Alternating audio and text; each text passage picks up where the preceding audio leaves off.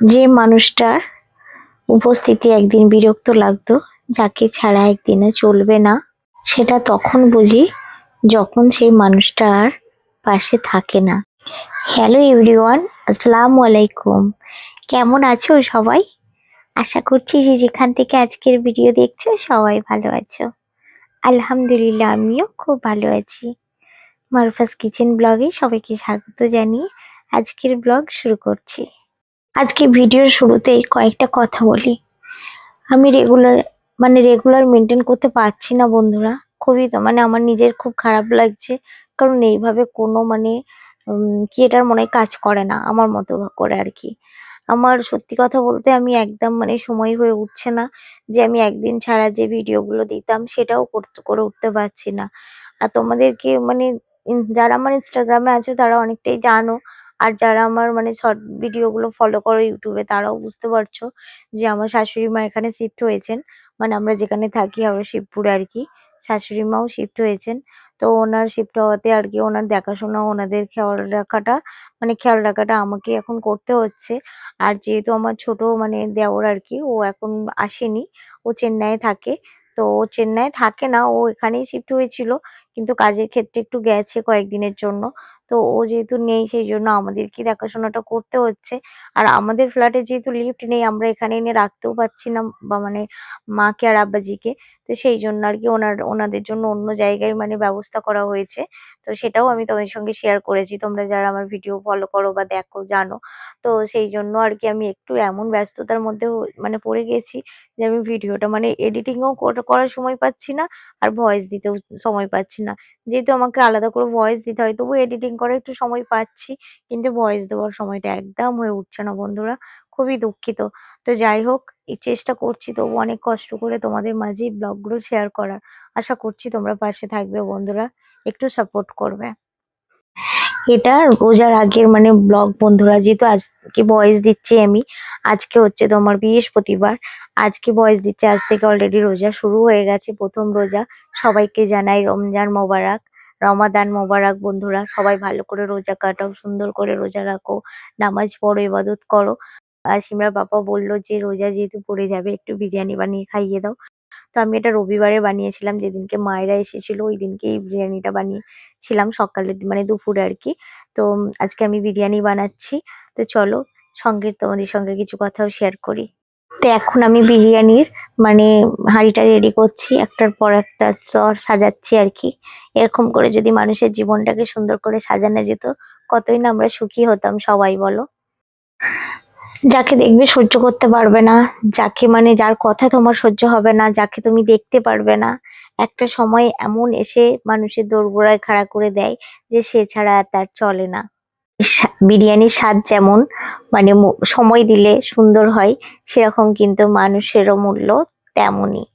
সময়ের সাথে সাথে আমরা কেউ কাউকে বুঝি না, কিন্তু সময় চলে গেলে হাতের বাইরে সেই জিনিসটা ধরো চলে গেলে তখন কিন্তু আমরা সবাই সেই জিনিসের কদর বুঝি।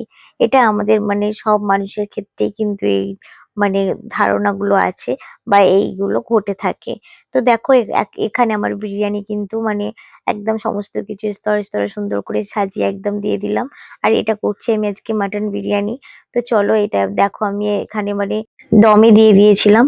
তো দমে দিয়ে এবার আমি এদিকে একটু সিমরায়াতকে আর কি ফলের জুস বানিয়ে দিচ্ছি। কারণ ও একদম ফল এমনি খেতে চায় না, একটু বলছে মা অরেঞ্জ জুস করে দাও। তো ও একটু কালার করছে মনে হচ্ছে, ঘরের ভেতরে কি করছে চলো দেখি আর তোমাদের সাথে করে নিয়ে যাই। তো এখানে মেয়েকে জুসটা বানিয়ে দিয়েছি, ও খাচ্ছে, দেখলাম কালারই করছে, দুষ্টুমি করছে না আর কি। আর মেয়ের মাথায় বেশ চুলগুলো অনেকটা বড় বড় হয়ে গেছে, বেশ সুন্দর চুল বার হয়েছে জানো। ও ওকে নাড়া করা দেখে আবার মাহিও নাড়া হবে বলেছে। তো যাই হোক, এখানে দেখো বিরিয়ানি একদম সমস্ত কিছু রেডি হয়ে গেছে। এখন মামির জন্য আর কি বিরিয়ানি আর কি রেডি করে নেব। কারণ এই সময় সিমরার বাবা আসার কথা ছিল খেতে, কিন্তু আসতে পারবে না, ও একটু ব্যস্ত হয়ে গেছে কাজে। বললো আমি যেতে পারবো না, তুমি আর সিমরা খেয়ে নাও। তো ওর জন্য অনেকক্ষণ ধরে আমরা ওয়েট করে করে আমরা দুজনেই খেয়ে নিচ্ছি। আর সিমরার পাপা একটু কাজে বেরিয়েছে। আর যেহেতু আজকে মায়েরা আসবে আমি একটু ব্যস্তও আছি, তাড়াতাড়ির মধ্যে খাওয়া দাওয়া করে ওই বাড়িতে আবার যাব। এখন আমার এটাই কাজ চলছে জানো তো, দুই বাড়িতে, একবার ওই বাড়িতে একবার এই বাড়িতে, এইভাবেই আমার লাইফটা কাটছে আর কি। তো চলো, দেখো খাওয়া দাওয়া করে মানে নেব। তো খাওয়া দাওয়া করে নেবার পর একটু রেস্ট নিয়ে তারপরে দেখো এই বাড়িতে চলে এসেছি। আর এই বাড়িতে আজকে আসবে আর কি ফার্নিচার। তো ওর জন্য আমরা আজকে ফার্নিচার দেখতে যাব। আমি সিমরার পাপা সব সিমরা সবাই মিলেই যাব। যেহেতু মায়েরা আসবে সন্ধ্যাবেলায় মানে 7টায় না 8টায় গাড়ি ছাড়বে ওনাদের।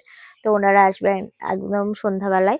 তো এটা হচ্ছে মানে শাশুড়ি মার আর কি রুম, দুটো রুম, ব্যালকনি আছে দুইটা, মানে একটা একটা অ্যাটাচ বাথরুম আছে আর একটা কমন আছে। আর কিচেনটা মায়ের খুব সুন্দর, অনেক বড় কিচেন। আর রুমটা আমরাই দেখে দিয়েছি, খুব সুন্দর, মানে পরিবেশটাও খুব সুন্দর। তো এখন যাচ্ছি আমরা আর কি এতে ফার্নিচারের দোকানে। আর এদিকটা আমি কখনো আসিনি জানো। সময় থাকতে থাকতে সব মানুষের কদর করা উচিত, সব মানুষকে ভালোবাসা উচিত, কারণ সময় কখন কাকে কোন সময় নিয়ে গিয়ে মানে কাজে লাগাই সেটা কেউ আমরা জানি না। তাই সময়ের মূল্য দেওয়াটাও সবার কিন্তু মানে খুবই জরুরি। তো দেখো আমরা দোকানের আশপাশে চলে এসেছি। আর কি সুন্দর জায়গাটা, এত ভালো লাগছে, মানে না একটু ক্যাপচার করে পারলাম না, খুব সুন্দর লাগছে। তো আমরা এই দাদার দোকানে চলে এসেছি। এটা সিমরার পাপার মানে বন্ধুর আর কি বন্ধুর দোকান। তো চলো দেখা যাক দাদার দোকান কেমন আর কি কি মানে আইটেম মানে আছে একটু দেখবো। তো দোকানটার নাম হচ্ছে রাজলক্ষ্মী আর কি। তো খুব সুন্দর দোকানটা। আমি মানে সত্যি কথা বলতে দোকানের ভেতরের জিনিসপত্র প্লাস ওনার গোডাউনে গিয়ে জিনিসপত্রগুলো দেখে ভীষণ মন কেড়ে নিয়েছে। ভীষণ সুন্দর সুন্দর জিনিস, দেখো খুব ইউনিক ইউনিক জিনিস, সুন্দর একদম দেখতে। তো আমরা এখান থেকে কিছু ফার্নিচার নিয়েছি, কিছু ফার্নিচার পছন্দ হয়ে গেছে, কিন্তু উনি ডেলিভারি মানে ওই দিনকে সবকিছু মানে দিতে পারে না, মানে আমরা এটা রবিবারে গিয়েছিলাম তো সবকিছু ডেলিভারি রবিবারে হয়নি। আমাদের রবিবারে একটা মাত্র খাটই এসেছিল, বাকি ডেলিভারি গুলো বৃহস্পতিবার মানে আজকে দেওয়ার কথা আছে। তো চলো এখন মানে এগুলো যেগুলো আমাদের পছন্দ করেছি কি কি নিলাম দেখতে গেলে তোমরা আর কি আমাকে ফলো করো ইনস্টাগ্রামে সিমরা আয়াত। মানে ইনস্টাগ্রামে আমার পেজ হচ্ছে সিমরা আয়াত, ওখানেও ফলো করো। আর প্লাস মানে তোমরা এখানে ইউটিউবেও কিন্তু বড় ভিডিও যারা দেখতে পছন্দ করো তারাও কিন্তু দেখতে পাবে। ওটা গদি আছে প্যাডি। আচ্ছা প্যাড দেওয়া আছে, একই আছে, বডি এক আছে। এইটাই তো সিলেক্ট চলো করো, এখান থেকে আমাদের এটার একটা থেকে দুটো ডিজাইনটা খাট ভালো। পছন্দ হয়ে গেছে, আরো কিছু সামান পছন্দ হয়েছে। তো সেগুলো সব নিয়ে আমরা বাড়ি যাব। তো চলো এখান থেকে আমরা এখন বেরিয়ে পড়বো আর বিল বানাবো। তো চলো এখন বিলটা বানিয়ে নিই, আর সাথে তোমরাও ভিডিওটা দেখতে থাকো। যতই দামি আসবাবপত্র কেনো না কেন, যত দামি আসবাবপত্র দিয়ে ঘর সাজাও না কেন, সেই জিনিসের যেমন কদর না করলে সেই জিনিস ধীরে ধীরে নষ্ট হয়ে যায়, সেরকম মানুষের কদর না করলেও কিন্তু মানুষটা কখন তোমার কাছে স্মৃতি হয়ে দাঁড়িয়ে যাবে। কোনটা কোনটা নিলাম দেখতে গেলে কিন্তু অবশ্যই আমার চ্যানেলটিকে সাবস্ক্রাইব করে আমার পাশে থাকতে এখানে হবে। আপনার ২ কিভাবে কমেছে, আমার এখানে ২ শাশুড়ি মার কমিয়েছে। ঘরটা বা আমার হ্যাঁ, দেওরের ঘরটা সুন্দর করে সাজিয়ে আর এই যে বলুন। গুছিয়ে দেবো, এইটা সুন্দর সেন্টার করে টেবিলটা আর তোমাদের এইটা। দেখার জন্য কিন্তু আচ্ছা, অবশ্যই এই আমাকে দুটো কমিয়েছেন মানে তাই তো? ইনস্টাগ্রামে ফলো করতে হবে সিমরা আয়াত। তো দেখো এখানে সুন্দর করে একটা বিল বানিয়ে দিয়েছেন দাদা। এখানে ডিসকাউন্টও ভালোই করেছেন উনি। খুব ভালো দাদার ব্যবহার, মানে খুব ভালো দাদা। খুব ভীষণ ভীষণ ভালো লেগেছে আমাদের ওনার মানে দোকানে এসে।